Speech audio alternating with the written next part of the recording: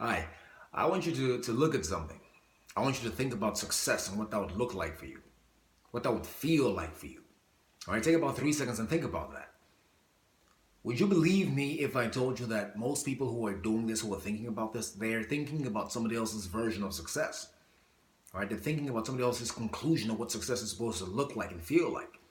All right, they're thinking about millions of dollars in the bank account somewhere. They're thinking about some mansion in some seaside town somewhere.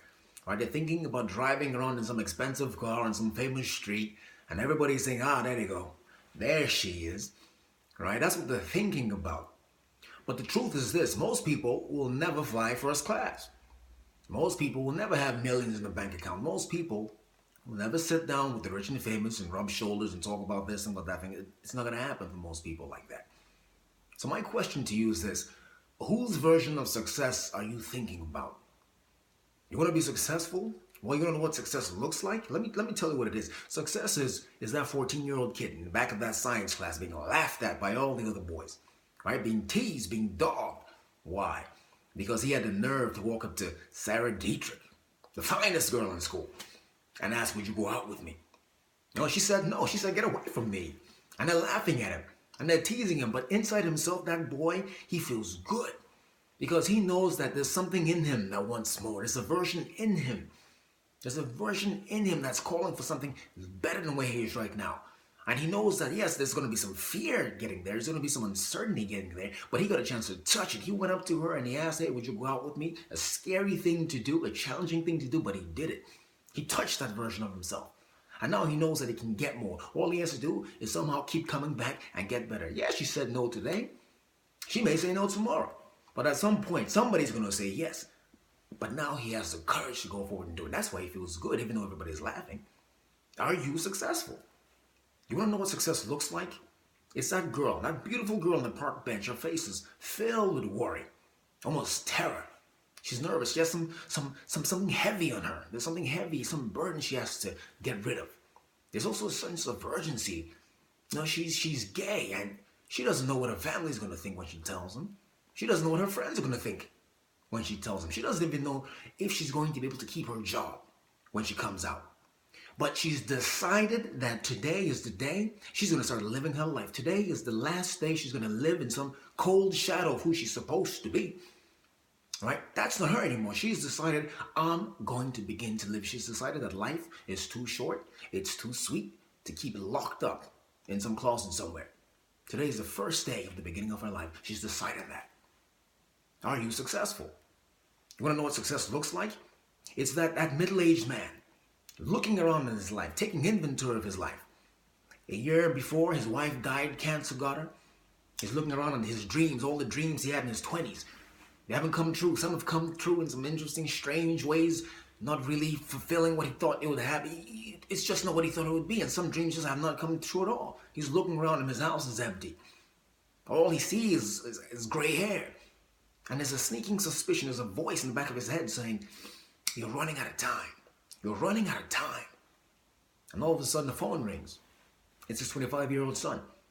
"Hello, hey kid, how are you? Okay?" "Yeah, Dad, I'm good. I'm good. I just want to say thank you for everything you did for us growing up. Thank you because I get it now. I didn't get it back then. I was confused by it. I was angered by it. It irritated me back then. But now where I am, I get it. I understand it. I just want to call and say thank you, Dad. Thank you. All right, I gotta go. I got this meeting I gotta get to. I'm gonna be late." "Okay, all right, kid. I'll talk to you later. Okay, all right." Hangs up the phone. Now he feels it in his chest. He feels it in his heart. Right? There's a lump in his throat that's starting to form, and he can't hold it back anymore. And the tears start coming out because now he knows. Now he understands. He believes that all the struggle of all those years, all the years he spent building and hoping and praying, those years weren't wasted. That those years meant something to somebody. And even though he's looking around at where he is right now, and it's not what he thought it would be, his life has been validated. His efforts have been validated. It meant something to somebody. Are you successful? You want to know what success looks like? It's those three little African boys growing up in Cleveland in 1996. Right? They were missing home. They were missing friends, family. They were missing all the sounds and rhythms of Africa. Right? They were in Cleveland. They were poor. They didn't have anything. Things weren't going the way they thought it would go at all. Right? Some months were tough. They were living on public assistance, welfare, called it food stamps. Sometimes the lights were cut off in the house because bills weren't paid on time. Things weren't good. Right? They were scared to wake up in the middle of the night some days because these rats would run across their feet. But those summer nights, they had these summer nights where they would run outside barefoot and go chase fireflies until they were tired.